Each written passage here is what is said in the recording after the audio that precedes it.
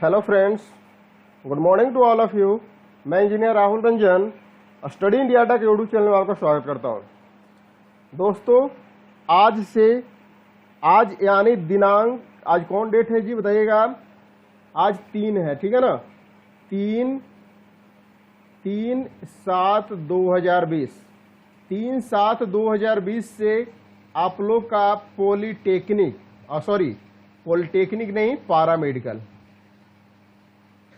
Paramedical का आप लोगों का क्लासेज प्रॉपर एक सीक्वेंस वे में मिलने वाला है, ठीक है ना?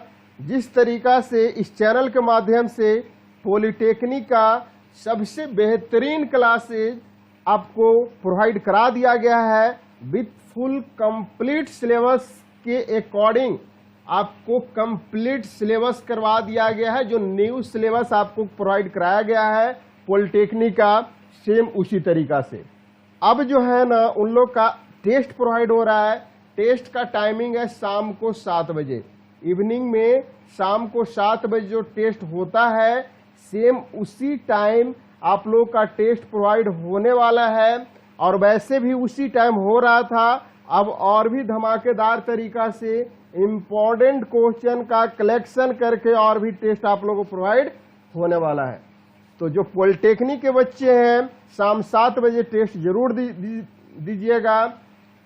अब पारामेडिकल की बात करते हैं तो एक नया जो सीरीज, नया क्लासेज जो स्टार्ट हुआ है ना, ये पारामेडिकल का है, जिसमें आपको बता दूं physics, chemistry, math, biology, English, Hindi, GK.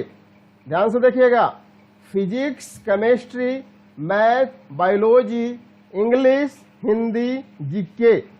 कितना सब्जेक्ट हो गया जी? 1 2 3 4 5 6 7 सब्जेक्ट आपको किस चीज में पढ़ना है? पारामेडिकल में। और पारामेडिकल का आपको वैसे इस चैनल पे लगभग 6 प्रैक्टिस सेट प्रोवाइड हो गया है। मैम जो है ना 6 प्रैक्टिस सेट आपको प्रोवाइड करा दी है। अब जो है ना उसी सीरीज को आगे सीक्वेंस वाइज आप लोग को अभी एट प्रेजेंट में देखा जाए तो प्रीवियस ईयर क्वेश्चन करवाया जाएगा। आज जो आप लोगों के लिए लाया गया है वर्ष 2019 का प्रीवियस ईयर क्वेश्चन लाया गया है, और आपको आज एक टेस्ट के रूप में देना है कि आप अपना प्रिपरेशन को एक जज कीजिए कि आप किस स्टेबल पे, किस सिचुएशन पे, किस कंडीशन पे आप कहां पे स्टेबलाइज कर रहे हैं, एक भीड़ में आप कहां पे हैं, वो चीज अपने आप को जज करना है। आज आपको 40 क्वेश्चन लाया गया है, जिसमें फिजिक्स और केमिस्ट्री का क्वेश्चन है। आप अपना तैयारी को जज कीजिए कि आप कहां पे हैं। सभी लोग वीडियो को लाइक कीजिए। और आपको बता दूं कि प्रैक्टिस सेट नंबर आज 7 है, और डेली जो प्रोवाइड होगा 8 AM में आप लोगों को पारामेडिकल का क्लासेस प्रोवाइड होने वाला है, ठीक है ना? तो सभी बच्चे को मैं फिर से रिक्वेस्ट कर रहा हूं कि जितना स्टूडेंट अभी इस वीडियो को देख रहे हो, सभी लोग एटलीस्ट 5 फ्रेंड को वीडियो को जरूर शेयर कीजिएगा। मैक्सिमम से मैक्सिमम मेजोरिटी इस चैनल पे पारामेडिकल का होगा, तभी सीक्वेंस वाइज जो है ना आप लोग का प्रॉपर क्लासेस मिलने वाला है। तो चलिए, सब जिस तरीका से पॉलिटेक्निक का यहाँ पे धमाकेदार तरीका से क्लासेस करवाया जा रहा है, सेम उसी तरीका से, ठीक है ना? तो चलिए, सभी बच्चे रेडी हो चुके हैं, रेडी हो गए हैं, तो चलिए अब हम लोग आगे शुरू करते हैं। उससे पहले थोड़ा सा ध्यान दीजिए, और ध्यान दीजिए। क्या ध्यान देना है वो देखिए। आप कोई भी एग्जाम का प्रिपरेशन कर रहे हैं, चाहे आप स्टेट गवर्नमेंट, सेंट्रल गवर्नमेंट या किसी भी मतलब कॉम्पिटिटिव एग्जाम का तैयारी कर रहे हैं, सबसे पहले उसका एग्जाम पैटर्न समझना बहुत जरूरी है। देखिएगा, आपको इस जो है ना एग्जाम में 90 क्वेश्चन पूछा जाएगा, जिसमें 450 नंबर का एग्जाम होने वाला है। और ये पैटर्न कैसा रहने वाला है वो चीज को देखिए। आपको फिजिक्स का 20 क्वेश्चन रहने वाला है, जिसमें 100 नंबर का एग्जाम होगा, यानी एक क्वेश्चन आपका रहने वाला है 5 मार्क्स का, एक क्वेश्चन 5 मार्क्स का होने वाला है। केमिस्ट्री का 20 क्वेश्चन के लिए आपको 100 नंबर का एग्जाम होगा। गणित और जीव विज्ञान का दोनों मिलाकर के 20 क्वेश्चन होंगे, ये भी आपको 100 नंबर का एग्जाम होगा। हिंदी का आपको 10 क्वेश्चन होंगे, 50 नंबर का एग्जाम होगा। अंग्रेजी का 10 नंबर होंगे, 50 नंबर का एग्जाम होगा। समान ज्ञान यानी जीके का 10 क्वेश्चन होंगे और आपको 50 नंबर का एग्जाम होगा। टोटल 90 क्वेश्चन 90 गुने एक क्वेश्चन 5 नंबर के, तो 9 5 45, 450 नंबर का आपका एग्जाम होने वाला है। यहां तक किसी को कंफ्यूजन नहीं होना चाहिए। तो चलिए आज हम लोग इस टेस्ट में वर्ष 2019 का हम लोग प्रीवियस ईयर क्वेश्चन देखने वाले हैं। सबसे पहले देखना जरूरी है ना कि किस टाइप के क्वेश्चन पूछा जाता है। आपको हम फिजिक्स का 20 क्वेश्चन लाए हैं, केमिस्ट्री का 20 क्वेश्चन, यानी टोटल 40 क्वेश्चन है, और ये 100 नंबर का 40 क्वेश्चन है। तो 4 5 4 गुने 5 यानी 4 5 200 नंबर का जो है इस टेस्ट होने वाला है। तो आपको वो ध्यान नहीं देना है, आपको ये ध्यान देना है कि 40 क्वेश्चन में से आपका कितना क्वेश्चन करेक्ट हुआ है, ठीक है ना। ईमानदारी पूर्वक सभी स्टूडेंट इस वीडियो के कमेंट सेक्शन में सभी लोग को कमेंट करना है कि आपका कितना क्वेश्चन करेक्ट हुआ है। मैं साथ साथ में सभी का एक्सप्लेनेशन करके आपको आंसर बताते हुए चलूंगा और सभी क्वेश्चन का निर्धारित समय दूंगा, टाइम दूंगा कि आपको कितना समय इस क्वेश्चन के लिए दिया गया है, उसी समय के अंतर्गत आपको बनाना है, ठीक है ना। तो चलिए सभी बच्चे रेडी हो चुके हैं, तो चलिए टेस्ट को शुरू करते हैं। एक बार यस करके अपना मेजॉरिटी दिखा दीजिए, ठीक है ना। तो चलिए फिर शुरू करते हैं। सबसे पहले आपको 10 सेकंड का आपको टाइम, आपका एक फ्लक्चुएशन आपको डिस्प्ले करेगा टाइमर। उसके बाद हम लोग क्वेश्चन को डायरेक्ट मूव ऑन करेंगे। 10 9 8 7 6 5 4 3 2 1।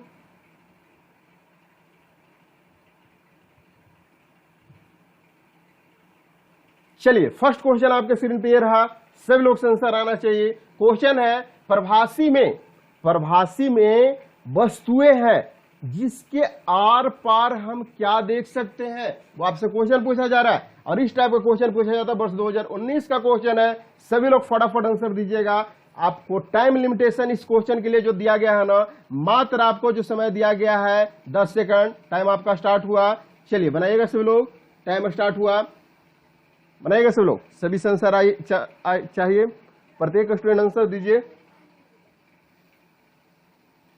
सभी लोग आंसर दीजिएगा जी, सभी स्टूडेंट आंसर दीजिएगा। Time up time up time up time up हुआ। इस क्वेश्चन के लिए जो जिन स्टूडेंट का आंसर ऑप्शन सी आ रहा है ना, वो बिल्कुल करेक्ट आंसर आ रहा है। कैसे? प्रभासी में वस्तुएं हैं यानी जिसके आर पर हम देख सकते हैं लेकिन बहुत स्पष्ट रूप से नहीं देख सकते हैं, यानी ऑप्शन सी करेक्ट आंसर हुआ। कहने का मतलब सीधी सी बात हुआ कि प्रभासी वस्तुएं अपने अंदर से आंशिक रूप से प्रकाश को जो है गुजरने देती है, आर पार करने देती है। इसीलिए प्रभासी वस्तुओं के आर पार बहुत स्पष्ट रूप से नहीं दिखाई पड़ते हैं। यानी कहने का मतलब मक्खन, पेपर, फाइबर, पानी, मोटा, कांच, ये सब जो है ना प्रभासी वस्तुओं का एग्जाम्पल है। यानी ऑप्शन सी करेक्ट आंसर होगा। प्रभासी में वे वस्तुएं हैं जिनके आर पर हम देख सकते हैं लेकिन बहुत स्पष्ट रूप से नहीं देख सकते। ऑप्शन सी इस क्वेश्चन का करेक्ट आंसर होगा। नेक्स्ट क्वेश्चन आपके स्क्रीन पे ये रहा। नेक्स्ट क्वेश्चन, इस क्वेश्चन के लिए आपको जो समय दिया गया है ना, इस क्वेश्चन के लिए आपको जो समय दिया गया है मात्र 10 सेकंड। टाइम स्टार्ट हुआ, टाइम स्टार्ट हुआ। टाइमर पे ध्यान देना है। 10 सेकंड, सब लोग आंसर दीजिएगा आप। Only 10 second. भाई मान लीजिए दाब पर जल जो है ना 100 डिग्री सेंटीग्रेड पर उबलता है, तो दाब को कम करने पर क्या होगा? Time up time up time up हुआ। इस क्वेश्चन का आंसर जो स्टूडेंट ऑप्शन भी बोल रहे हो वो बिल्कुल करेक्ट आंसर बोल रहे हो। ऑप्शन बी यानी यह कम ताप पर उबलेगा। ध्यान से सुनिएगा, जब दाब बढ़ाया जाता है ना तब क्वथनांक भी बढ़ जाता है। बिल्कुल सी बात है, सारा आपको करवाया गया है। आप इस चैनल के प्लेलिस्ट में जा करके देखिए, आपको फिजिक्स, केमिस्ट्री, मैथ का पूरा सिलेबस कंप्लीट करवाया गया और वो पॉलिटेक्निक का करवाया गया। और वो पॉलिटेक्निक का ही नहीं है, वो आपका पारा मेडिकल के लिए भी है। वो पारा मेडिकल के लिए भी है। जो पॉलिटेक्निक का सिलेबस है पीसीएम यानी फिजिक्स, केमिस्ट्री, मैथ का, वो पारा मेडिकल का भी सिलेबस है। इसलिए वो सारा वीडियो को देखना है। आपको लगभग 140 प्लस वीडियो प्रोवाइड है इस चैनल पे। प्लेलिस्ट जाइए और उस वीडियो को देखिए, पूरा कॉन्सेप्ट क्लियर होने वाला है, ठीक है ना। देखिएगा, जब दाब बढ़ाया जाता है ना तब क्या होता है? क्वथनांक भी बढ़ जाता है। अर्थात हम लोग बोल सकते हैं इसको कि उच्च दाब पर यानी जल 100 डिग्री से अधिक ताप पर उबलता है ना, इस प्रकार दाब घटने पर जल का ताप पर भी जो है उबलेगा, यानी कहने कम ताप पर उबलेगा। यानी वायुमंडलीय दाब पर जल 100 डिग्री सेंटीग्रेड पर उबाल देते हैं ना, तब दाब को कम करने पर यह कम ताप पर भी उबलेगा। यानी दाब कम करने पे कम ताप भी रहेगा, टेम्परेचर भी रहेगा ना, फिर भी उबलेगा। ठीक है ना। अगला क्वेश्चन, ये सारा क्वेश्चन आपको दिखने को मिल जाएगा वर्ष 2019 का एग्जाम जो हुआ था। ये क्वेश्चन को बनाइएगा, एक पतला तार जो बल्ब को प्रकाश देता है क्या कहलाता है। इस क्वेश्चन के लिए आपको जो समय दिया गया है मात्र 10 सेकंड। 10 सेकंड, चलिए टाइम स्टार्ट हुआ। टाइम स्टार्ट हुआ। सब लोग आंसर दीजिएगा जी, प्रत्येक स्टूडेंट आंसर चाहिए मुझे। कोई आपस से बातें नहीं करेगा, फुल एनर्जेटिक के साथ क्लासेस में रहना है, फुल एनर्जेटिक के साथ बिल्कुल कंसंट्रेट होकर के। चलिए टाइम अप हुआ। इस क्वेश्चन के लिए जो स्टूडेंट ऑप्शन डी बोल रहे हो ना, वो बिल्कुल धमाकेदार तरीके से अपना जो है ना स्टेटस को चेक कर रहे हो कि आप कहां पे लाइक कर रहे हो। तंतु यानी फिलामेंट, ध्यान दीजिएगा। फिलामेंट क्या होता है जी? तंतु। फिलामेंट बल्ब का वह भाग है ना जो बल्ब को प्रकाशित करता है, तथा हम लोग बोल सकते हैं यह टंगस्टन का बना होता है। यह हमेशा पूछा जाता है किस चीज का बना होता है? टंगस्टन का बना होता है। और ये क्या होता है? फिलामेंट उसको बोलते हैं, और तंतु उसी को भी बोला जाता है। चलिए फिर अगला क्वेश्चन को मूव ऑन करते हैं। अगला क्वेश्चन आपके स्क्रीन पे ये रहा। इस क्वेश्चन को बनाइएगा, ट्रांसफार्मर में कौन सी धारा संभव नहीं है जी? कौन सी धारा संभव नहीं है, ये चीज को इंडिकेट कीजिए। नहीं है वो आपको बताना। मात्र 10 सेकंड आपके पास समय दिया गया। चलिए मात्र 10 सेकंड। चलिए बनाइएगा सभी लोग, सभी लोग बनाइएगा। टाइमर को भी ध्यान में रखते हुए सभी को क्वेश्चन को सोल्व करते हुए चलना है। बी कंसंट्रेट होकर के फुल एनर्जेटिक के साथ धमाकेदार तरीका से एंट्री आज मारना है। ठीक है ना। जो स्टूडेंट ऑप्शन बी बोल रहे हो, डिस्ट धारा यानी डीसी जिसको बोलते हैं ना, इसी को डीसी बोलते हैं, ये नहीं दिया जाता। ऑप्शन बी करेक्ट आंसर होगा। ट्रांसफार्मर विद्युत चुंबकीय प्रेरण के सिद्धांत पर कार्य करता है। ये आपको याद करना पड़ेगा। डायरेक्ट पूछेगा ट्रांसफार्मर किस सिद्धांत पर वर्क करता है, आपका आंसर क्या होगा जी? फटाफट कमेंट कीजिएगा। विद्युत चुंबकीय प्रेरण के सिद्धांत पे कार्य करता है। अतः इसमें डिस्ट धारा संभव हो ही नहीं सकता।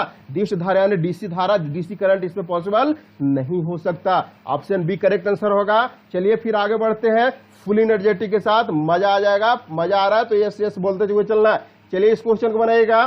फिफ्थ क्वेश्चन आपके स्क्रीन पे रहा, पत्थर को ठोकर मारने से व्यक्ति को चोट लगने का क्या कारण है? पत्थर को ठोकर मारने से व्यक्ति को चोट लगने का क्या कारण है? इस क्वेश्चन के लिए मात्र आपको जो समय दिया गया, मात्र समय दिया गया आपको 10 सेकंड। चलिए टाइम स्टार्ट हुआ। सब लोग आंसर दीजिएगा। पूरा सिलेबस देखिए, अगर मेजोरिटी स्टूडेंट का कम से कम 300 प्लस स्टूडेंट मुझे लाइव में चाहिए। लाइव में 300 प्लस स्टूडेंट चाहिए, और ये आपका रिस्पॉन्सिबिलिटी। आप किसी भी तरह से आप स्टूडेंट को शेयर कीजिए। हर किसी को बोलिए कि क्लासेस स्टार्ट हो गया है, तभी ये क्लासेस संभव है कंटिन्यू इस चैनल पर प्रोवाइड होने का। ये आपका रिस्पॉन्सिबिलिटी, आप अपना रिस्पॉन्सिबिलिटी को समझिएगा। टाइम अप भी स्टार्ट हो गया है, तो आप इस क्वेश्चन का आंसर जो स्टूडेंट जो बोल रहे हो ना, ऑप्शन सी प्रतिक्रिया, वो बिल्कुल करेक्ट आंसर बोल रहे हो, बिल्कुल करेक्ट आंसर बोल रहे हो। ध्यान दीजिएगा, पत्थर को ना ठोकर मारने पर व्यक्ति को चोट लगने का कारण है पत्थर की प्रतिक्रिया। यानी कहने का मतलब न्यूटन का जो थर्ड नियम, सारा चीज करवाया गया। न्यूटन फर्स्ट सेकंड थर्ड तीनों लॉ करवाया गया। यानी न्यूटन का तृतीय नियम के अनुसार क्या होता है जी? प्रत्येक क्रिया के उसके समान परंतु विपरीत प्रतिक्रिया होती है। वही चीज हो रहा है ना, इसी कारण से तो चोट लगता है ना। यानी ऑप्शन सी करेक्ट आंसर होगा। चलिए फिर अगला क्वेश्चन को मूव ऑन करते हैं। नेक्स्ट क्वेश्चन आपके स्क्रीन पे ये रहा। इस क्वेश्चन को बनाएगा। चलिए अच्छा क्वेश्चन आ गया। पैराशूट धीरे धीरे नीचे आता है, जबकि ऊंचाई से फेंका गया पत्थर तेजी से गिरता है। क्या कारण है जी? रेलवे का भी ये फेवरेट क्वेश्चन है। बताइएगा सभी लोग। इस क्वेश्चन के लिए मात्र आपको 10 सेकंड, ओनली 10 सेकंड आपको समय दिया गया। टाइम स्टार्ट हुआ, फटाफट आंसर दीजिए। पैराशूट धीरे धीरे नीचे आता है, जबकि ऊंचाई से फेंका गया कोई भी पत्थर ना तेजी से गिर जाता है। क्या कारण है? ये आप दिमाग में सोचो और सभी लोग बताओ कि क्या कारण है, किस कारण से होता है। चलिए टाइम आपका खत्म हुआ। जो स्टूडेंट इस क्वेश्चन का आंसर जो बोल रहे हो ना, ऑप्शन सी जो बिल्कुल करेक्ट आंसर बोल रहे हो। क्या है जी? पैराशूट के पृष्ठ का क्षेत्रफल ज्यादा होता है, अतः वायु का प्रतिरोध अधिक करता है, इसीलिए वो धीरे धीरे गिरता है। लेकिन कोई पत्थर फेंकते हैं तो उसका स्पेस नहीं होता, उसका क्षेत्रफल ज्यादा नहीं होता, इसलिए वो डायरेक्ट नीचे जमीन की ओर गिर जाता है। यही कारण है कि पैराशूट के पृष्ठ क्षेत्रफल ज्यादा होता है ना, तो वायु को अधिक प्रतिरोध करता है, इसलिए पैराशूट धीरे धीरे गिरता है। जबकि ऊंचाई से फेंका गया पत्थर जो है उसको गिरने में टाइम लगता है। इंटरेस्टिंग क्वेश्चन है ना, मजा आ रहा है ना? सभी लोग कमेंट कीजिएगा। पैराशूट धीरे धीरे आता है, जबकि उसी ऊंचाई से फेंका गया पत्थर जमीन पर तेजी से गिर जाता है, क्योंकि पैराशूट के पृष्ठ क्षेत्रफल ज्यादा होता है, इसी कारण उससे वायु का उत्क्षेप यानी प्रतिरोध अधिक लगता है। ठीक है, आगे बढ़ते हैं। मजा आ रहा है? सभी लोग बताइएगा। मजा आ रहा है तो सभी लोग बताइए। चलिए फिर इस क्वेश्चन को बताइएगा। क्वेश्चन है, एक मकान की छत से भूमि की ओर एक पत्थर गिराया जाता है, उस पत्थर की गतिज ऊर्जा कब अधिकतम होगी? सभी लोग बताइएगा, सभी लोग बताइएगा कब अधिकतम होगी जी, कब अधिकतम होगी? इस क्वेश्चन के लिए मात्र आपको 10 सेकंड समय दिया गया। 10 सेकंड टाइम स्टार्ट हुआ। टाइमर वाले ध्यान से आप लोग काम कीजिए, कभी कभी फंस जा रहे हो, फंसना नहीं है, ध्यान से काम कीजिए। चलिए टाइम स्टार्ट हो है। काइनेटिक एनर्जी की बात हो रहा है जी, ध्यान दीजिए, गड़बड़ नहीं करना, सारा चीज करवाया। काइनेटिक एनर्जी बिल्कुल ऑप्शन सी जो बोल रहा हूं बिल्कुल करेक्ट आंसर बोलो। भूमि पर पहुंचने के ठीक पहले क्या होगा जी, ध्यान से देखिएगा। एक मकान की छत से भूमि की ओर एक पत्थर गिराया जाता है। आप मकान की छत पर हो, नीचे अगर पत्थर गिराओगे ना, उस पत्थर की गतिज ऊर्जा कब अधिकतम होगी? जब भूमि पर पहुंचने के ठीक पहले ना उसका गतिज ऊर्जा इतना स्पीड हो जाएगा ना कि आप सोच भी नहीं सकते हो। ये किस कारण? Kinetic energy. Option C correct answer. ध्यान से देखिएगा, मकान की छत से भूमि की ओर आ रहे पत्थर का वेग भूमि से टकराने से ठीक पहले महत्तम होता है। यानी कहने का मतलब हो गया काइनेटिक एनर्जी बराबर हाफ mv² के अनुसार पत्थर की गतिज ऊर्जा भूमि के टकराने से ठीक पहले महत्तम होगी। ऑप्शन सी करेक्ट आंसर होगा। अगला क्वेश्चन आपके स्क्रीन पे ये रहा, इस क्वेश्चन को बताइएगा धमाकेदार तरीका से। 8 नंबर क्वेश्चन, क्या क्वेश्चन बोल रखा है ध्यान से देखिएगा। घरेलू विद्युत उपकरणों में प्रयुक्त सुरक्षा फ्यूज जो लगता है ना, फ्यूज का तार उस धातु से बनी होती है जिसका क्या होता है, जिससे देखिएगा फ्यूज का तार जो बना होता है वो कौन से धातु का बना होता है, ये आपसे नहीं पूछा जा रहा है। अब जो बना होता है ना, वो धातु क्यों यूज करते हैं, उसका प्रतिरोध ज्यादा होता है कि कम होता है, गलनांक ज्यादा होता है कि कम होता है, चलकत्व ज्यादा होता है कम होता है, ये आपको बताना है। इस क्वेश्चन के लिए आपको क्या समय दिया गया है? मात्र 10 सेकंड। 10 सेकंड टाइमर जी, आपका अभी अपना काम कीजिए। चलिए टाइमर स्टार्ट हो गया, बताइएगा सभी लोग, फुल एनर्जेटिक के साथ बताना है सभी लोग को।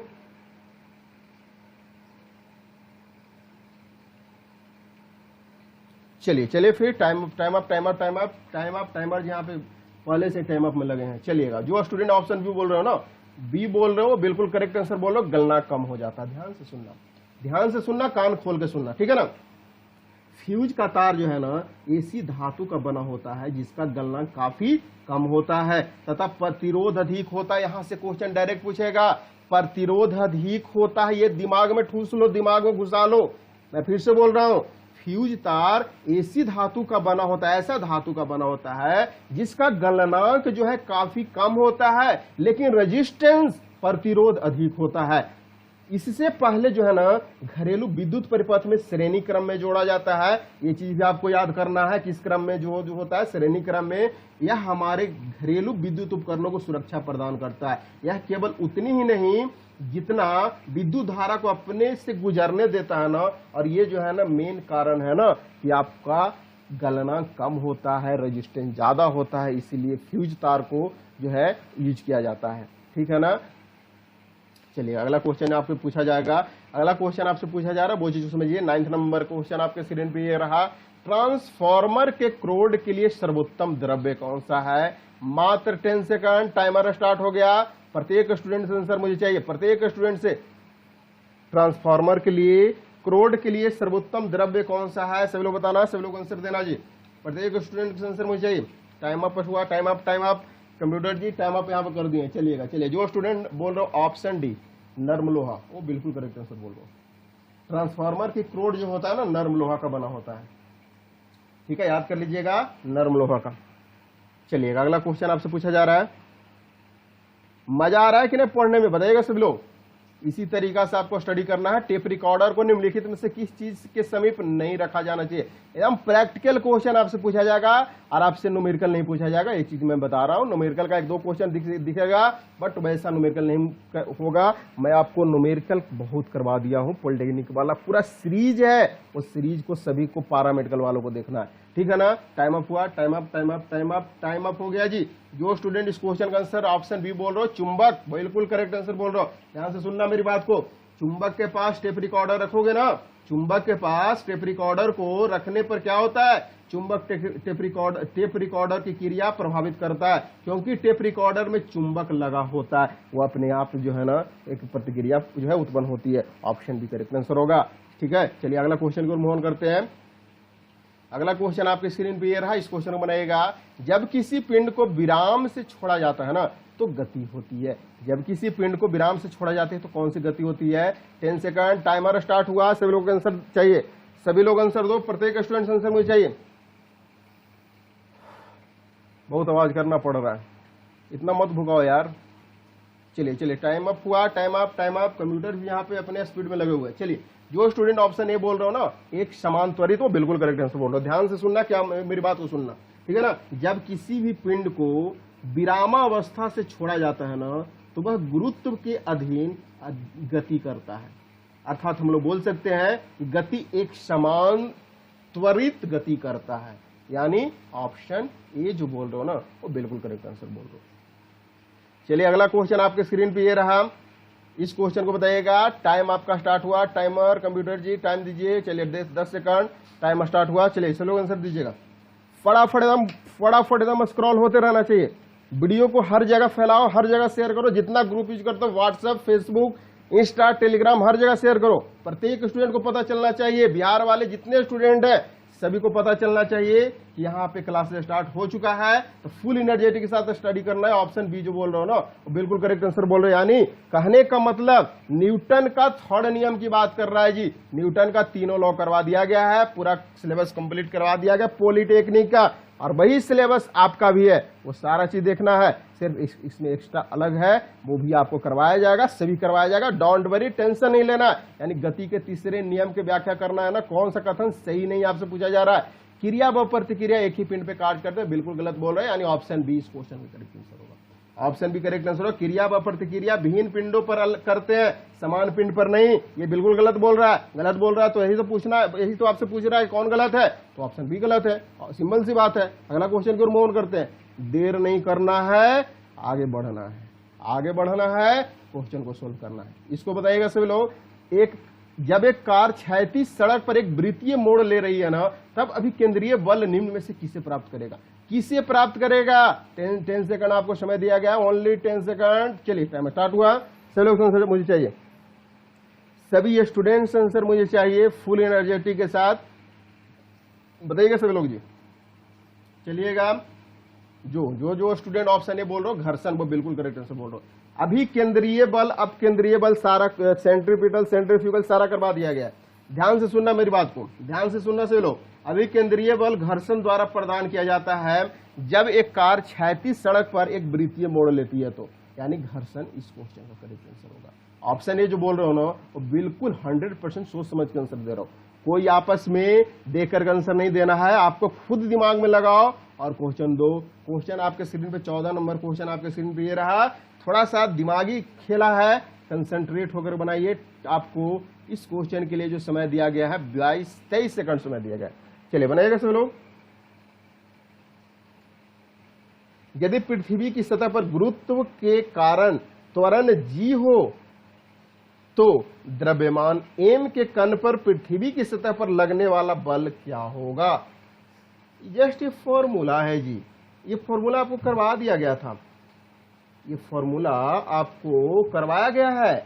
प्लेलिस्ट में जाइए देखिए, ऑप्शन डी जो है ना वो बिल्कुल करेक्ट आंसर है। अगर ये भी होगा तो भी आपका आंसर हो जाता, ये भी होता तो भी आपका आंसर हो जाता, लेकिन यहाँ पे दोनों है तो ए एंड बी दोनों करेक्ट आंसर होगा। कैसे होगा वो समझिए।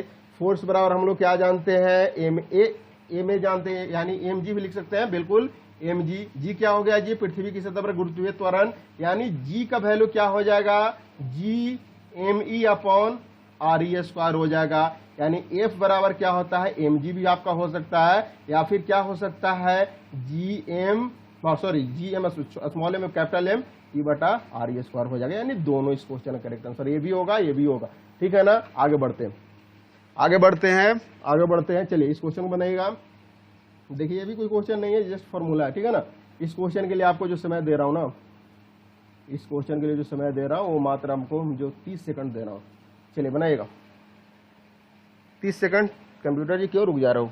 चलिए बनाइएगा। यदि पृथ्वी का द्रव्यमान दोगुना कर दिया जाए तथा इसकी त्रिज्या आधी कर दिया जाए तो नए गुरुत्वीय त्वरण जी का मान क्या होगा? नए गुरुत्वीय त्वरण जी का मान क्या होगा? चलो बताइएगा। देखिएगा वही, कुछ नहीं करना, जिस सेम फॉर्मूला आपको दिया गया है ना, इससे पहले वाला जो फॉर्मूला लगाया हो बताया गया है, सेम फॉर्मूला में जस्ट वैल्यू को पुट कर देना, दुगना कर दिया जा रहा है और आधा कर दिया जा रहा है, बस वैल्यू पुट कर दिया, आपका आंसर आ जाएगा। चलिए टाइम अप हुआ, टाइम अप। जो स्टूडेंट इस क्वेश्चन का ऑप्शन बी बोल रहे हो ना, जी डैश बराबर 8 ग्राम, बिल्कुल वो करेक्ट आंसर बोलो। कैसे होगा जी? जी बराबर हम लोग क्या जानते हैं? G capital M upon R square जानते हैं, बिल्कुल जानते हैं। यानी एम डैश में क्या हो जा रहा है जी? एम डैश में क्या हो जा रहा है? क्या कर दिया जा रहा है? दुगना कर दिया जा रहा है। देखिएगा द्रव्यमान मास कितना कर दिया जा रहा है? दुगना कर दिया जा रहा है, यानी 2m हो जाएगा। रेडियस के क्या किया जा रहा है? रेडियस को क्या किया जा रहा है? इसकी त्रिज्या को आधी कर दिया जा रहा है, यानी कहने का मतलब r/2 हो जाएगा। बस वैल्यू को पुट कर दीजिए, आपका आंसर आ जाएगा।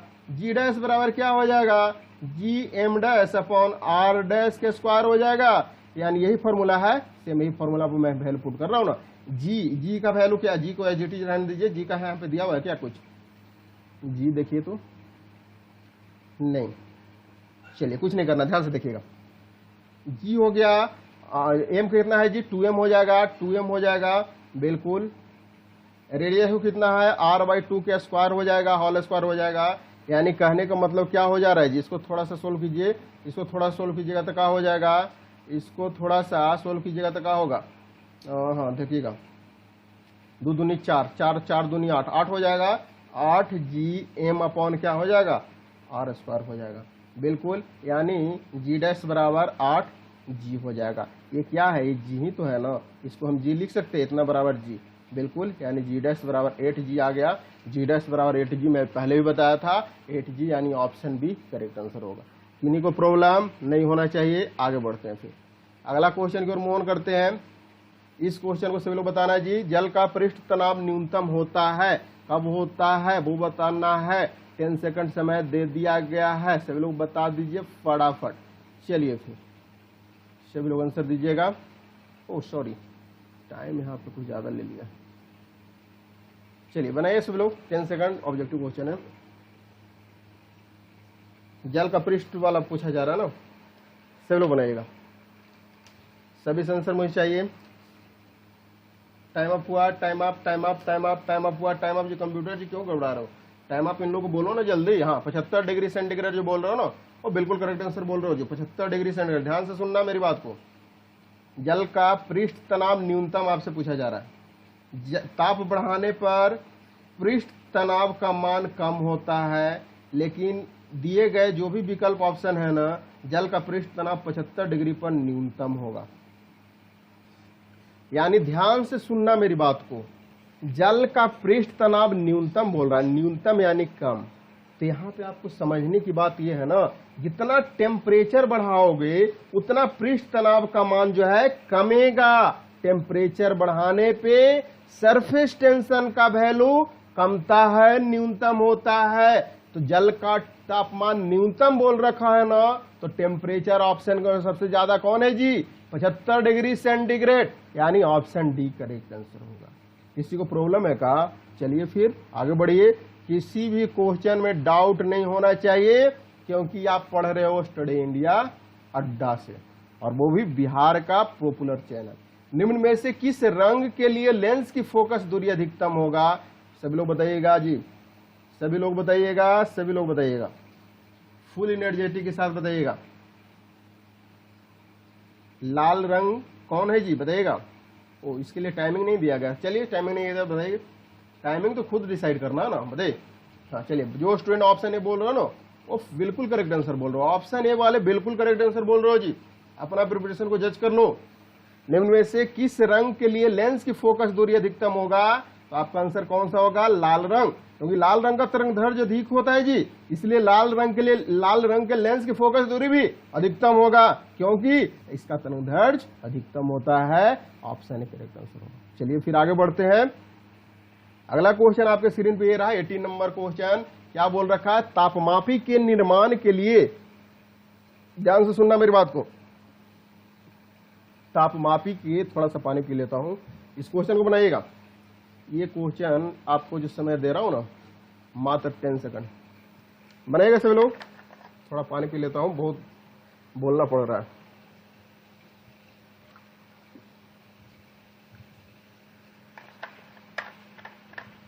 चलिए, बहुत अच्छा, बहुत अच्छा, सभी का आंसर आ रहा है। चलिए, इस क्वेश्चन का आंसर जो स्टूडेंट ऑप्शन डी बोल रहा है ना, उपयुक्त में से ऑल ऑफ दी, बिल्कुल करेक्ट आंसर बोल रहा हूं। ध्यान से सुनना मेरी बात को। कोई भी भौतिक गुण जो है ना, जो ताप के साथ रैखिक ताप में से परिवर्तित हो जाता है, इसको ताप मापी यानी थर्मामीटर बनाने में भी उपयोग कर सकते हैं। ठीक है, यानी जो भी बोल रहा है ताप के साथ किसी द्रव के आयतन में परिवर्तन, ताप के साथ किसी गैस के दाब में परिवर्तन, ताप के साथ किसी प्रतिरोध में परिवर्तन, बिल्कुल करेक्ट आंसर बोल रहा है। ऑप्शन डी वाले करेक्ट आंसर है। चलिए आगे क्वेश्चन को मूव ऑन करते हैं। इस क्वेश्चन को बताइएगा, सभी लोग बताइएगा। सेल्सियस डिग्री के पैमाने पर वस्तु का टेम्परेचर 30 डिग्री तक बढ़ाया जाता है, तापमान फ़ारेनहाइट पर कितना डिग्री बढ़ेगा? इस क्वेश्चन के लिए मैं आपको जो समय दूंगा, ज्यादा नहीं दूंगा, मात्र 13 सेकंड, 13 सेकंड में आपको बताना। ओह सॉरी, 13 सेकंड नहीं जी, इस क्वेश्चन के लिए आपको मैं 1 मिनट समय दूंगा, 1 मिनट समय दूंगा। चलिए बनाइएगा, बनाइएगा। मैं इसका फॉर्मूला जो है ना, फ़ारेनहाइट को डिग्री सेंटीग्रेड ये सब जो है ना कन्वर्ट करने के लिए फॉर्मूला बताया गया था, वो शायद देखिएगा, मैं फिर से रिपीट कर रहा हूँ। जितना पारा मेडिकल का प्रिपरेशन कर रहे हैं ना, सभी के लिए मैं सजेस्ट करूँगा, पॉलिटेक्निक का जो मैं आपको पूरा 140 लेक्चर प्रोवाइड कराया हूँ ना, उस सारा लेक्चर को सीक्वेंस वाइज में देखना। प्लेलिस्ट आपको मिल जाएगा, वहाँ से सारा वीडियो को देखना है। आपको पूरा कॉन्फिडेंस हो जाएगा, सभी क्वेश्चन आसानी से बनने लग जाएंगे। ठीक है ना। चलिए फिर इसका फॉर्मूला है जी, क्या है? F-32 अपॉन 180 डिग्री बराबर C/100 है। ठीक है ना। यानी सेल्सियस के पैमाने पर वस्तु का ताप 30 डिग्री सेंटीग्रेड तक बढ़ाया जाता है, तो तापमान फ़ारेनहाइट में कितना होगा? इस क्वेश्चन के लिए जो स्टूडेंट ऑप्शन डी बोल रहे 54 डिग्री ना, और सॉरी 54 डिग्री नहीं, 54 डिग्री फ़ारेनहाइट होगा, फ़ारेनहाइट होगा वो, बिल्कुल ठीक है ना। टाइम अप भी हो गया, ऑप्शन डी बिल्कुल करेक्ट आंसर होगा। ये होता है क्वेश्चन, यानी कहने का मतलब F-32 अपॉन 180 डिग्री बराबर, हम लोग एक ले लेते हैं C1/100, एक इक्वेशन ये ले लेते हैं, और जो है ना, और एक इक्वेशन ले लेते हैं F-32 अपॉन 180 डिग्री बराबर C2/100 ले लेते हैं, यानी ये 2 इक्वेशन ले लेते हैं। अब इक्वेशन 2 हमको क्या करना है? तापमान फ़ारेनहाइट पर वृद्धि आपको निकालना है ना, कितना बढ़ा, तो बहुत ही डिफरेंस। ये फॉर्मूला याद कीजिएगा, ये इस इक्वेशन में उतना काम नहीं दे रहा, लेकिन ये जो है ना आपको फ़ारेनहाइट को वैल्यू दे देगा, डिग्री सेंटीग्रेड निकालना होगा, डिग्री सेंटीग्रेड दे देगा, फ़ारेनहाइट निकालना होगा। ठीक है ना। लेकिन यहाँ पे कुछ क्वेश्चन थोड़ा सा घुमा के दे दिया है, तो आपको ये 2 इक्वेशन आ गया ना। अब इक्वेशन जो है ना 2 में जो है ना, इक्वेशन 2 में इक्वेशन 1 को घटाने पर, घटा दो थोड़ा सा, घटाने पर क्या हो रहा है जी? F2 माइनस F1 हो जा रहा है, और सॉरी इसको F1 ले लीजिए, इसको F2 ले लीजिए, तब ना, यानी F2 माइनस F1 बटा 180 डिग्री आ गया, बराबर क्या आ गया? C2 माइनस C1 बटा 100 आ गया, बिल्कुल आ गया। यानी C2 माइनस C1 कितना दे रखा है? C2 माइनस C1 कितना दे रखा है? 30 डिग्री दे रखा है। देखिएगा टेम्परेचर कितना हो जा रहा है जी, सेल्सियस डिग्री पैमाने पर वस्तु का तापमान 30 डिग्री तक बढ़ाया जा रहा है, यानी C2 माइनस C1 जो है 30 डिग्री दे रखा है, तो वैल्यू पुट कर दीजिए। F2 माइनस F1 क्या हो जाएगा? C2 माइनस C1 30 डिग्री दे रखा है, 30/100 हो जाएगा, बटा 180 डिग्री हो जाएगा, ये से ये कैंसिल आउट हो जाएगा, ये से कैंसिल आउट हो जाएगा, F2 माइनस F1 है ना। यानी कहने का मतलब सीधी सी बात हो गया, F2 माइनस F1 बराबर क्या हो गया जी? F2 माइनस F1 बराबर 54 डिग्री फ़ारेनहाइट आ जाएगा। 54 डिग्री फ़ारेनहाइट है क्या ऑप्शन में? बिल्कुल ऑप्शन डी वाले करेक्ट आंसर है। चलिए आगे क्वेश्चन को मूव ऑन करते हैं। अगला क्वेश्चन जो आपसे पूछा जा रहा है वो ये क्वेश्चन है। अब आइए केमिस्ट्री पे मूव ऑन कीजिए हम लोग। इस क्वेश्चन के लिए आपको मात्र 30 सेकंड समय दे रहा है, सॉरी 30 सेकंड नहीं 10 सेकंड। चलिए टाइम स्टार्ट हुआ, सब लोग बनाइएगा, टाइम स्टार्ट हुआ, सब लोग बनाइएगा जी। प्रत्येक स्टूडेंट से आंसर मुझे चाहिए। कार्बन डाइऑक्साइड की किसके साथ अभिक्रिया करने पर कैल्शियम कार्बोनेट को तैयार किया जाता है? बताइएगा सभी लोग, बताइएगा। ऑप्शन बी जो बोल रहा हो ना, बिल्कुल करेक्ट आंसर बोल रहा हो, कैल्शियम हाइड्रोक्साइड। ऑप्शन बी वाले करेक्ट आंसर हो। ध्यान से सुना मेरी बात को। क्या है जी? कार्बन डाइऑक्साइड यानी CO2 की बात कर रहा है ना, CO2 यानी कार्बन डाइऑक्साइड। CO2 जो गैस है ना, CO2 यानी CO2 गैस को कैल्शियम हाइड्रोक्साइड है ना, कैल्शियम हाइड्रोक्साइड है ना, कैल्शियम हाइड्रोक्साइड को बुझा हुआ चूना बोलते हैं जी। कैल्शियम हाइड्रोक्साइड से गुजारने पर कैल्शियम कार्बोनेट तैयार किया जाता है। यानी कहने का मतलब सीधी सी बात हुआ ना कि Ca कैल्शियम हाइड्रोक्साइड CaOH2 होता है, CaOH। तो कैल्शियम हाइड्रोक्साइड को CO2 के साथ कर किया जाता है, अभिक्रिया किया जाता है, तो CaCO3 प्लस H2O बनता है। बिल्कुल बनता है, ये सेम इक्वेशन को याद कर लेना है, पूछा जाता है। ऑप्शन बी करेक्ट आंसर होगा। चलिए अगला क्वेश्चन को मूव ऑन करते हैं। फुल एनर्जेटिक के साथ स्टडी करना, इसको बनाइएगा। धातु निष्कर्षण में किसके मिश्रण को गालक की भांति प्रयोग किया जाता है? धातु निष्कर्षण की बात हो रहा है ना, धातु निष्कर्षण बनाइएगा सभी लोग। इस क्वेश्चन के लिए मात्र आपको जो समय नहीं दिया गया है, समय आपको 10 सेकंड दिया गया। सभी लोग बनाइएगा, सभी लोग बनाइएगा और बताइए कि कैसा लग रहा है सेशन। मजा आ रहा है बनाने में? एक स्टूडेंट को प्रॉब्लम नहीं होने दूंगा। हाँ, बशर्ते इस चैनल का जो है ना स्ट्रेंथ आप लोग बढ़ाइए। टाइम अप हो गया जी, टाइम अप हो गया का। कंप्यूटर जी भी यहाँ पे ध्यान लगाए हुए हैं। चलिए फिर चलिए टाइम अप हुआ, टाइम अप इतना दे दीजिएगा। जो स्टूडेंट ऑप्शन सी बोल रहे हो कैल्शियम कार्बोनेट, मैग्नीशियम कार्बोनेट, बिल्कुल करेक्ट आंसर बोल रहे हो। कैसे होगा मेरी बात को सुनना। आपसे पूछा गया यहाँ पे CaCO3 है ना, कैल्शियम कार्बोनेट, और क्या हो जाएगा मैग्नीशियम कार्बोनेट, यानी कहने का मतलब MgCO3 का उपयोग जो है ना धातु के निष्कर्षण में गालक के रूप में किया जाता है। ये सारा पॉलिटेक्निक क्लास में करवा दिया गया है। प्लेलिस्ट जाइए, धमाकेदार तरीका से आप टारगेट फिक्स कर लो सभी लोग कि मुझे एक दिन में 3 वीडियो 4 वीडियो जो है देखना है, तो पर डे जो है बना करके वो सारा वीडियो को देख लो। पारामेडिकल क्या है जी? पारामेडिकल से बड़ा बड़ा एग्जाम निकल जाएगा। पारामेडिकल उसके सामने कुछ नहीं है, बहुत ही सिंपल है। न्यूमेरिकल तो इसमें पूछता ही नहीं, मात्र 2 से 3 न्यूमेरिकल पूछता है और आपको न्यूमेरिकल भी करवा दिएगा उसमें, ठीक है ना। चलिए इस क्वेश्चन के लिए आपको जो मैं समय दे रहा हूँ मात्र आपको 10 सेकंड दे रहा हूँ। चलिए टाइम स्टार्ट हो गया, सब लोग आंसर दीजिए। प्लास्टर ऑफ पेरिस का सूत्र पूछ रहा है, ये कोई गलत नहीं करेगा, ये कोई भी गलत नहीं करेगा, मुझे उम्मीद है। हाँ, टाइम अप हो गया। CaSO4.1/2H2O, बिल्कुल ऑप्शन बी वाले करेक्ट आंसर है। ध्यान से देखिएगा, प्लास्टर ऑफ पेरिस का अनुसूत्र जो होता है ना CaSO4.1/2H2O होता है। इससे जो है ना जिप्सम को, ध्यान से देखिएगा, CaSO4.2H2O को 120 डिग्री सेंटीग्रेड ताप पर गर्म करने पे जो है ना प्राप्त किया जाता है। प्राप्त किया जाता है, ऑप्शन भी करेक्ट आंसर होगा। चलिए अगला क्वेश्चन को मूव ऑन करते हैं। सभी क्वेश्चन को कंसंट्रेट होकर के पूरा डिटेल्स में एक्सप्लेनेशन के साथ पढ़ना चाहिए, तभी आप कुछ कर पाओगे।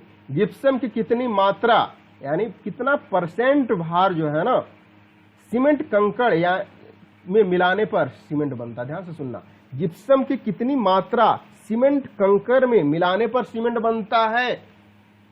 मात्र इस क्वेश्चन के लिए 10 सेकंड बनाएगा सभी लोग। सभी लोग आंसर दीजिए, सभी लोग आंसर दीजिएगा जी। टाइम अप भी हो गया, गर्मी भी ज्यादा लग रहा है। टाइम अप भी हो गया और गर्मी भी ज्यादा लग रहा है, क्या किया जाए? चलिए ऑप्शन बी बोल रहे हो, 2 से 3% ना, बिल्कुल करेक्ट आंसर बोल रहे हो। कैसे? ध्यान से सुनना मेरी बात को। 2 से 3% जिप्सम सीमेंट कंकड़ में मिलाने पर ना सीमेंट बनता है। यह सीमेंट की कठोरता जो है प्रदान करता है, इसलिए मिलाया जाता है, ठीक है ना। आगे बढ़ते हैं। अगला क्वेश्चन जो आपसे पूछा जा रहा है 25 नंबर क्वेश्चन, इसको देखना सभी लोग। अम्लीय या क्षारीय पदार्थ को जांचने के लिए किस रसायन का प्रयोग किया जाता है? इस क्वेश्चन के लिए मात्र 10 सेकंड आपको समय दिया गया है जी। टाइम स्टार्ट हुआ, आंसर दो सभी लोग। टाइम स्टार्ट हुआ, सभी लोग आंसर दो। अम्लीय या क्षारीय पदार्थ को जांचने के लिए किस रसायन का यूज किया जाता है? केमिकल बताइएगा। टाइम अभी हो गया। इंडिकेटर जो बोल रहे हो ना, इंडिकेटर, वो बिल्कुल करेक्ट आंसर बोल रहा हूँ। कैसे? ध्यान से सुनना। अम्लीय तथा क्षारीय पदार्थ का जांचने के लिए इंडिकेटर का प्रयोग किया जाता है। अम्ल की उपस्थिति में लाल तथा क्षार की उपस्थिति में नीला हो जाता है। अम्ल की उपस्थिति में लाल तथा क्षार की उपस्थिति में नीला हो जाता है। Indicator option A correct answer होगा। चलिए अगला क्वेश्चन पे आइए। परमाणु क्रमांक 20 वाले परमाणु का इलेक्ट्रॉनिक विन्यास पूरा डिटेल्स में करवा दिया गया था, कोई गलत नहीं करेगा। मात्र 10 सेकंड जी समय दिया गया है। कंप्यूटर जी आप में मेहरबान है कि 10 सेकंड में बोलता हूं, 1-2 सेकंड आगे ही बढ़ा देते हैं, 1-2 सेकंड ज्यादा ही दे दे रहे हैं। आप भी अपने अकॉर्डिंग आंसर दो सभी लोग। 20 वाले को बनाना है ये इलेक्ट्रॉनिक विन्यास। क्या इस क्वेश्चन कोई दम है क्या? ऑप्शन सी 2 8 8 2 8 10 12 8 8 16 4 20 यानी ऑप्शन सी करेक्ट आंसर होगा। ध्यान से सुनना मेरी बात को, क्या मैं बोल रहा हूं। परमाणु क्रमांक 20 वाले का बोलना है ना, परमाणु का इलेक्ट्रॉनिक विन्यास निकालना है, इलेक्ट्रॉनिक कॉन्फ़िगरेशन KLMN। इलेक्ट्रॉन की संख्या 2 हो जाएगा, 8 8 2 हो जाएगा, ठीक है ना। इस प्रकार परमाणु क्रमांक 20 वाले परमाणु का इलेक्ट्रॉनिक विन्यास जो होगा ना 2 8 8 2 जो होगा वो बिल्कुल करेक्ट आंसर होगा। आगे बढ़ते हैं। इतना सिंपल क्वेश्चन पे ज्यादा टाइम मत देना, इसको बताना सभी लोग। बहुत इंपॉर्टेंट क्वेश्चन है, सारा 2019 का प्रीवियस ईयर क्वेश्चन है। चलिए टाइम स्टार्ट हुआ 15 सेकंड। किसी तत्व का परमाणु क्रमांक 17 दे रखा है, द्रव्यमान 36 दे रखा है, तो न्यूट्रॉन की संख्या होगा। बहुत इंपॉर्टेंट क्वेश्चन अक्सर पूछा जाता है। न्यूट्रॉनों की संख्या, द्रव्यमान संख्या। चलिए अभी मैं आपको क्यों बता रहा हूँ, टाइमर है ना आपके पास, चलो बताना। टाइम अप हुआ, टाइम अप हुआ, आंसर दो सब लोग। चलिए बहुत का आंसर भी आ गया, बहुत का आंसर आ गया। 19 ऑप्शन भी जो बोल रहे हो ना करेक्ट आंसर बोलो। कैसे होगा जी, ध्यान से सुनना। किसी भी तत्व के नाभिक में न्यूट्रॉन की संख्या, न्यूट्रॉन की संख्या, न्यूट्रॉन की संख्या क्या हो जाएगा? द्रव्यमान संख्या, द्रव्यमान संख्या, द्रव्यमान संख्या माइनस परमाणु क्रमांक। परमाणु क्रमांक होता है ना, बिल्कुल होता है। द्रव्यमान संख्या कितना दे रखा है? 36, परमाणु क्रमांक 17, 36 माइनस 17 16 17 16 9 6 15 16 यानी 19 इस क्वेश्चन का करेक्ट आंसर होगा। जस्ट डिफरेंस कर दीजिए। चलिए आगे क्वेश्चन को मूव ऑन करते हैं। फुल एनर्जेटिक के साथ बनाना। चलिए पाइस एक कोलाइड है, कैसे कोलाइड बोल सकते हो इसको? टाइम स्टार्ट हुआ, सब लोग आंसर दो, सभी स्टूडेंट आंसर दो, कोई स्टूडेंट गड़बड़ नहीं करेगा। और जितना हो सके सारा लोग शेयर करो। मुझे इस सेशन में 300 प्लस स्टूडेंट लाइव में चाहिए, 300 प्लस स्टूडेंट लाइव में चाहिए। आपका रिस्पॉन्सिबिलिटी है, ये आपका रिस्पॉन्सिबिलिटी। अगर वाकई में चाहते हो क्लास प्रॉपर चले पॉलिटेक्निक की तरह, तो आप जो है आप अपना रिस्पॉन्सिबिलिटी को समझो। चलिए इस क्वेश्चन का ऑप्शन भी बोल रहे हो जो बिल्कुल करेक्ट आंसर बोल रहे हो, द्रव्य में द्रव्य का। पाइस एक कोलाइड होता है किसका? द्रव्य में द्रव्य का। मेरी बात को सुनना थोड़ा सा, मैं जो बता रहा हूं। पाइस 2 या 2 से अधिक अभिसरणीय द्रव्यों का मिश्रण होता है। पाइस एक द्रव्य में द्रव्य का कोलाइडी निकाय होता है। जैसे दूध आपसे पूछ देगा क्या इसका एग्जाम्पल है? दूध पाइस का एग्जाम्पल है। पाइसीकृत तेल, क्रीम, ये सभी क्या है? दूध, पाइसीकृत, ये सब जो है ना पाइस का एग्जाम्पल है, ठीक है ना। ऑप्शन बी करेक्ट आंसर होगा। अगला क्वेश्चन की ओर मूव ऑन करते हैं। अगला क्वेश्चन आपसे पूछा जा रहा है ड्राई आइस, सूखी बर्फ। क्या मजेदार क्वेश्चन, मजेदार। जो स्टूडेंट 15 में जो एग्जाम 19 में एग्जाम दिया था पैरामेडिकल ना, मजे से सभी जो है क्वेश्चन को बनाया होगा। इतना सिंपल क्वेश्चन, मजेदार क्वेश्चन सब पूछता है ना, ये मतलब उम्मीद भी नहीं कर सकते हो जैसा क्वेश्चन पूछता है। चलिए बहुत आंसर आ गया, ठोस कार्बन डाइऑक्साइड। ऑप्शन ए वाले करेक्ट आंसर बोल रहे हो। ये सभी क्वेश्चन 2019 का मेमोरी बेस्ड क्वेश्चन है, ठीक है ना। ध्यान से सुनना मेरी बात को। कार्बन डाइऑक्साइड यानी CO2 एक क्या है? ठोस रूप है। इसे एक ठंडे एजेंट के रूप में प्रयोग किया जाता है। यह जमे हुए खाद्य पदार्थ यानी आइसक्रीम इत्यादि के संरक्षण के लिए उपयोग होता है। जहां पर मैकेनिकल कूलिंग की सुविधा जो है नहीं होती है, वहां पे ये चीज को यूज किया जाता है कूलिंग के लिए। ड्राई आइस, ठोस कार्बन डाइऑक्साइड। चलिए अगला क्वेश्चन को मूव ऑन करते हैं। अगला क्वेश्चन जो आपसे पूछा जा रहा है 30 नंबर क्वेश्चन। क्या है क्वेश्चन? ये फोटोग्राफी में समानता प्रयोग किए जाने वाले हाइपोरक का रासायनिक नाम क्या है?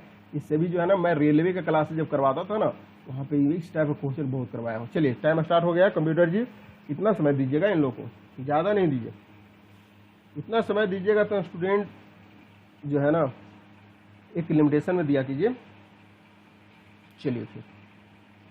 चलिए फिर हाँ बिल्कुल ऑप्शन ए वाले करेक्ट आंसर है। टाइम अप हुआ। Sodium thiosulphate. मेरी बात को सुनना, फोटोग्राफी में समानता प्रयोग किए जाने वाले हाइपो का रासायनिक नाम है सोडियम थायोसल्फेट, जो फोटोग्राफिक फिक्सर का काम करता है। सोडियम थायोसल्फेट याद करना, इंटरेस्टिंग क्वेश्चन, सोडियम थायोसल्फेट। चलिए आगे क्वेश्चन को मूव ऑन करते हैं। इस क्वेश्चन को बताना चलो, निम्नलिखित में से किस धातु का गलनांक सबसे कम होता है जी?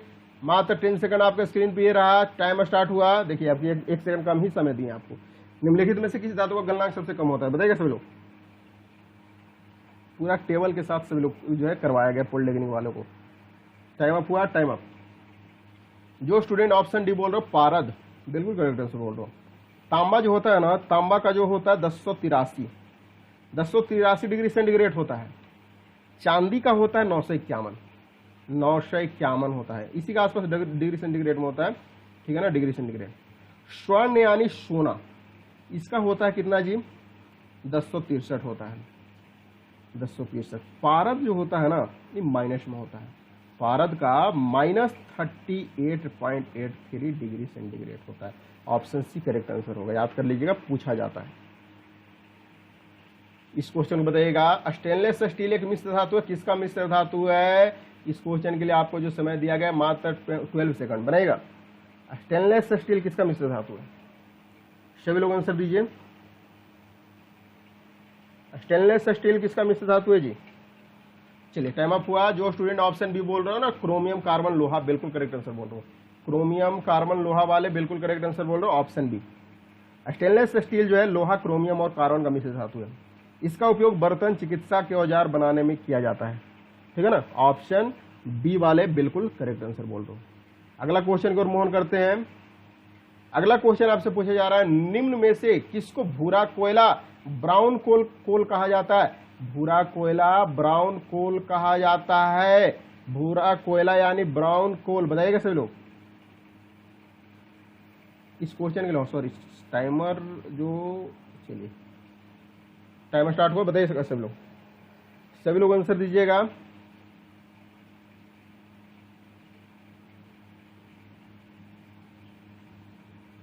सभी लोग आंसर दीजिएगा जी।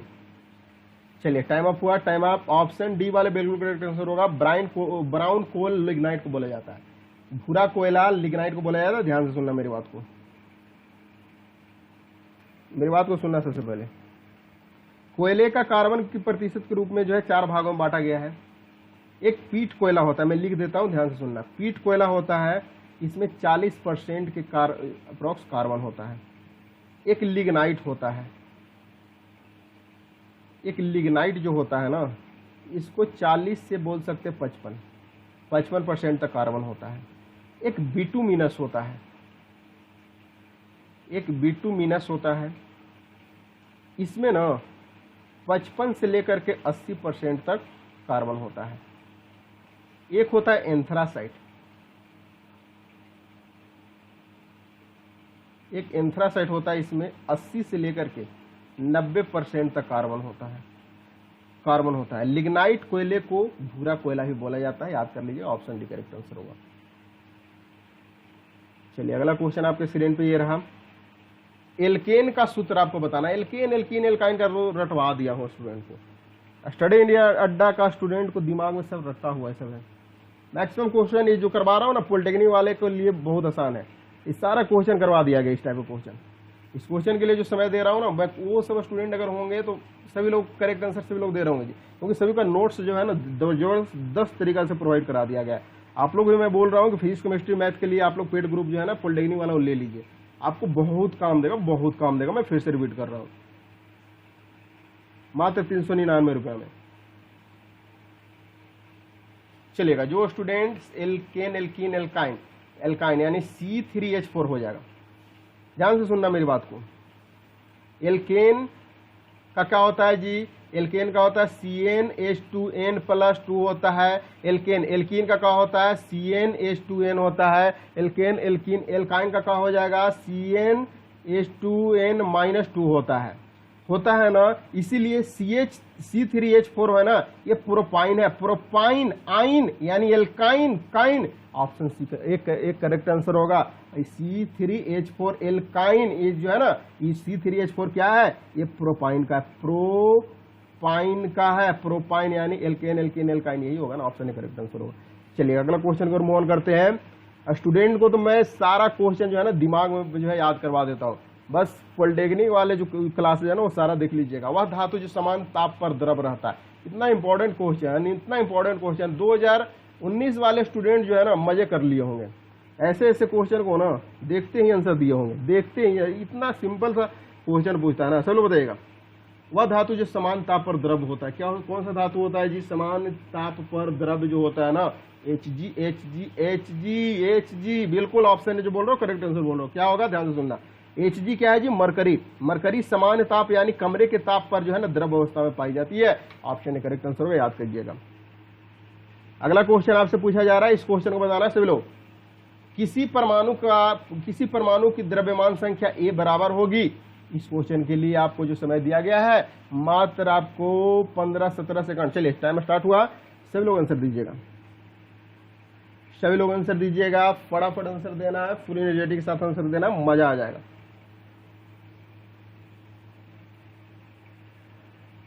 4 3 2 1 1 1। चलिए time up. Option A correct answer होगा न्यूक्लियन की कुल संख्या के, बिल्कुल ऑप्शन ए करेक्ट आंसर होगा। ध्यान से सुनना मेरी बात को, परमाणु A की द्रव्यमान संख्या न्यूक्लियन की कुल संख्या है, अर्थात हम लोग बोल सकते हैं A बराबर क्या होता है जी? सभी को पता है ना, प्रोटॉन की संख्या प्लस न्यूट्रॉन की संख्या, प्रोटॉन की संख्या प्लस न्यूट्रॉन की संख्या, A बराबर P प्लस N, सभी को पता है ना। वही चीज बोला जा रहा है, किसी परमाणु की द्रव्यमान संख्या A बराबर होगी न्यूक्लियन की संख्या।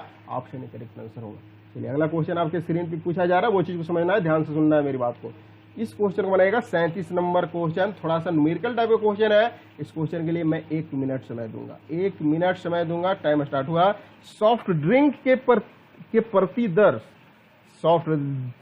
प्रतिदर्श में हाइड्रोजन की सांद्रता 3.8 गुने 10 के पावर -3 m है, इसकी पीएच वैल्यू क्या होगा? बहुत अच्छा क्वेश्चन है, पॉलिटेक्निक के क्लास में पीएच उसके लिए सब करवाया गया ना, उन लोगों को बताया गया है। आप लोग बताइएगा सभी लोग, कुछ नहीं करना है, लॉग में लेकर के कर लीजिए, लॉग 3.8 एंड 10 के पावर -3, बिल्कुल बिल्कुल बिल्कुल बनाएगा सभी लोग।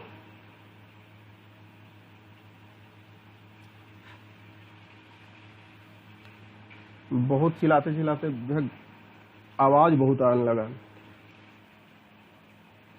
थोड़ा सा पानी लाइएगा। बहुत क्लासेस में आज जो है ना आवाज करना पड़ा, इतना चिल्ला चिल्ला कर क्लासेस आज आप लोग को लिया गया है ना, ताकि सभी को फुल समझ में आना। चलिए टाइम अप हुआ, टाइम अप हो गया जी। देखिएगा ये चीज को समझना है सभी को, देखना आपको सॉफ्ट ड्रिंक के प्रतिदर्श में हाइड्रोजन की सांद्रता 3.8 गुने 10 के पावर -3 m है ना, तो इसका पीएच वैल्यू क्या होगा? आपको पता होगा पीएच बराबर क्या हो जाएगा जी? माइनस लॉग कितना है? 3.8 गुने 10 के पावर -3 है, यानी कहने का मतलब माइनस हो जाएगा लॉग 3.8। ये लॉग का जो है कंडीशन होता है ऐसे लिखने का, और लॉग प्रॉपर्टीज होता है, सारा चीज जो है करवा दिया गया। ये लॉगरिथमिक जो है ना, मैं बोल रहा हूँ ना, पॉलिटेक्निक का जो है ना, एक सेकंड रुकिएगा।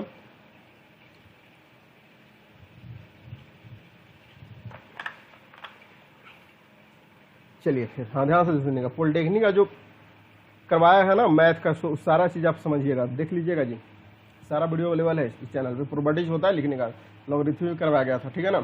यानी लॉग 3.8 हो जाएगा, प्लस क्या हो जाएगा? लॉग 10 के पावर -3 हो जाएगा, कुछ इतना होता है। यानी कहने का मतलब माइनस लॉग 3.8, इसको क्या लिख सकते हैं? 0.58 हो जाएगा, प्लस लॉग 10 के पावर -3 को क्या लिख सकते हैं? -3.0 लिख सकते हैं, बिल्कुल। यानी कहने का मतलब माइनस क्या हो जाएगा? 3, यानी -3 हो जाएगा ना, यानी 0.3, यानी कहने का मतलब डायरेक्ट कर दीजिए ना, 2.42 आ जाएगा। 2.42 यानी माइनस प्लस हो जाएगा, यानी 2.42 प्लस में आ जाएगा, 2.42 यानी ऑप्शन डी करेक्ट आंसर होगा, ठीक है। चलिए अगला क्वेश्चन को मूव ऑन करते हैं। इस क्वेश्चन को बताइएगा सभी लोग। अभिक्रिया में देखिएगा, पैरामेडिकल में तो ऐसे इतना टफ क्वेश्चन नहीं पूछता, बहुत आसानी रहता है, लेकिन 1-2 क्वेश्चन ऐसे आपको दिखने को जरूर मिलेगा, 1-2 क्वेश्चन आपको जरूर दिखने को मिलेगा। इस क्वेश्चन के लिए आपको जो समय दिया गया 1 मिनट समय दिया गया। टाइम अप हुआ, टाइम स्टार्ट हुआ, चलो बनाएगा। 1-2 क्वेश्चन ऐसा दिखने को मिल जाएगा जो थोड़ा सा आपको प्रॉब्लम क्रिएट करेगा। लेकिन आपको प्रॉब्लम में नहीं जाना, क्योंकि आप स्टडी इंडिया अड्डा से अगर पढ़ लोगे ना, सारा कॉन्सेप्ट को समझ लोगे ना, तो ये सब क्वेश्चन तो आप चुटकियों में बना दोगे। ये सब क्वेश्चन का लेवल नहीं होता कुछ।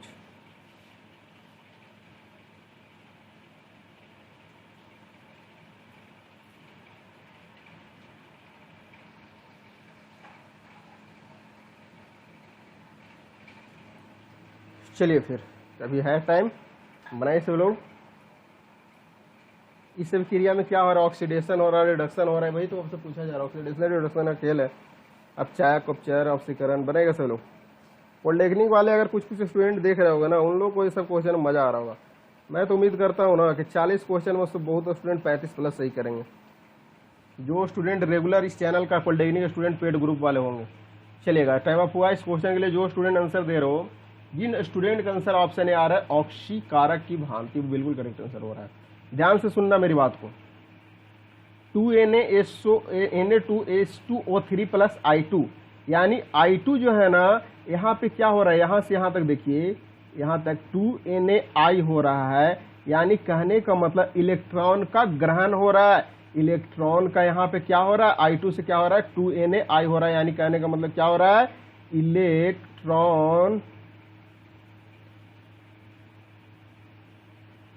इलेक्ट्रॉन का क्या हो रहा है जी, इलेक्ट्रॉन का ग्रहण हो रहा है। इलेक्ट्रॉन जा रहा है यानी ग्रहण हो रहा है, ग्रहण हो रहा है, यानी कहने का मतलब आप चयन इसको बोला जाएगा, आप चयन इसको बोला जाता है। बिल्कुल ठीक है ना, ध्यान से देखिएगा। यहाँ पे बस आपको यहाँ पे क्या हो रहा है, I2 से क्या हो जा रहा है जी, यहाँ पे 2 यानी 0 से क्या हो जाएगा, -1 हो रहा है, यानी कहने का मतलब इलेक्ट्रॉन का ग्रहण हो रहा है। यानी कहने का मतलब सीधी सी बात हुआ, इस अभिक्रिया में I2 से I-1 में परिवर्तित हो रहा है, यानी अतः इसको बोल सकते हैं जो है ऑक्सी कारक की भांति कार्य कर रहा है। चलिए आगे क्वेश्चन को मूव ऑन करते हैं। चलिए अगला क्वेश्चन को मूव ऑन करते हैं। चलिए अगला क्वेश्चन आपसे पूछा जा रहा है, इस क्वेश्चन को बनाइएगा। कार्बन का शुद्ध रूप C60 है, क्योंकि इसकी क्या है जी, बताइएगा। इस क्वेश्चन के लिए मात्र आपको जो समय दिया गया मात्र 13 सेकंड। टाइमर स्टार्ट हो रहा है। टाइमर बाबा काम कीजिए सही से। गड़बड़ा जा रहे हैं क्या है जी, टाइमर लोग भी गड़बड़ा जा रहे हैं यहाँ पे। टाइम अप हुआ, टाइम अप यानी देखिएगा, कार्बन का शुद्ध रूप कार्बन 60 है, तो इसकी क्या होगा, 6 सदस्यीय 20 वलय है, यानी 5 सदस्यीय 12 वलय। ऑप्शन सी करेक्ट आंसर होगा, ए एंड बी दोनों। कैसे होगा मेरी बात को सुनना। कार्बन C60, इसमें 6 सदस्यीय बी वलय तथा 5 सदस्यीय 12 वलय होती है। इसमें 6 सदस्यीय वलय 6 गो अथवा 5 सदस्यीय वलय के साथ संगलित होती है, जबकि 5 सदस्यीय वलय देखिएगा, ये सब ना कार्बन कंपाउंड में सब जो है करवाया जाता है, तो पॉलिटेक्निक वाले क्लास में देख लेना। ऑप्शन सी इसका करेक्ट आंसर होगा। हम लोग अभी टेस्ट दे रहे हैं तो उतना नहीं समझना, यहाँ पे बस ये याद कीजिएगा 6 सदस्यीय 20 वलय और 5 सदस्यीय 12 वलय होते हैं, यानी ऑप्शन सी इस क्वेश्चन का करेक्ट आंसर होगा। चलिए अगला क्वेश्चन को मूव ऑन करते हैं। चलिए 40 नंबर क्वेश्चन आ गया जी, लास्ट क्वेश्चन। यदि वातावरण में उपस्थित CO2 को 0.03% कम कर दिया जाता है तो क्या होता है। इस क्वेश्चन के लिए आपको जो समय दिया गया ना, मात्र 10 सेकंड दिया गया है। टाइमर स्टार्ट हुआ है, टाइम के अंदर ही आपको आंसर देना है।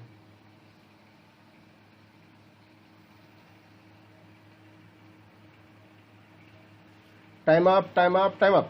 यदि वातावरण में उपस्थित CO2 को 0.03% कम कर दिया जाता है तब क्या होता है। तब CO2 का ग्लूकोज में परिवर्तन हो जाता है, हो जाएगा, या प्रकाश संश्लेषण होता है। CO2 का कार्बोहाइड्रेट में रासायनिक परिवर्तन होता है, यानी ऑप्शन डी करेक्ट आंसर होगा, ऑल ऑफ दी। ध्यान से सुनना मेरी बात को। CO2 वायुमंडल में 0.03% उपस्थित रहता है, यहाँ तो क्लियर है सभी को, जिसे प्रकाश संश्लेषण द्वारा निष्कासित किया जाता है। बिल्कुल इस प्रक्रिया में ग्लूकोज CO2 को कार्बोहाइड्रेट में परिवर्तित कर देता है, यानी ऑल ऑफ दी जो बोल रहे हो ना, ऑप्शन डी वो बिल्कुल करेक्ट आंसर बोल रहे हो। चलिए 40 क्वेश्चन हम लोग देख चुके हैं। अब सभी लोग ऑनेस्टी पूर्वक, यहाँ पे नहीं, आप इस वीडियो के कमेंट सेक्शन में, इस वीडियो के कमेंट सेक्शन में आपको कमेंट करना ईमानदारी पूर्वक विथ ऑनेस्टी के साथ कि 40 क्वेश्चन में से आपका कितना क्वेश्चन करेक्ट हुआ है, ठीक है ना। और सभी लोग इस वीडियो को जितना हो सके सभी लोग अपना रिस्पॉन्सिबिलिटी खुद समझो कि एक स्टूडेंट 5 फ्रेंड को सेंड करना है, प्लस जितना Facebook group, WhatsApp group, Telegram group जितना यूज करते हो हर जगह शेयर करो, ताकि मैक्सिमम से मैक्सिमम स्टूडेंट लाइव में आ सके। मुझे टारगेट चाहिए 300 प्लस इस जो है ना नेक्स्ट क्लासेज में, यानी हमेशा 300 प्लस लाइव में मुझे चाहिए, तभी प्रॉपर सीक्वेंस वे में पारा मेडिकल का यहाँ पे क्लास चलेगा, जिस तरीका से पॉलिटेक्निक का आपको करवाया गया है, ठीक है। और सभी लोग वीडियो को जो है शेयर कीजिए, लाइक कीजिए, और इस वीडियो के कमेंट सेक्शन में सभी लोग कमेंट कीजिएगा ईमानदारी पूर्वक, ठीक है ना। और मिलते हैं फिर नेक्स्ट वीडियो में, तब तक के लिए धन्यवाद। पॉलिटेक्निक वालों के लिए शाम 7 बजे टेस्ट है, तो पॉलिटेक्निक वाले शाम 7 बजे टेस्ट जरूर अपना दीजिएगा, ठीक है जी। मिलते हैं फिर नेक्स्ट वीडियो में, तब तक के लिए धन्यवाद। जय हिंद।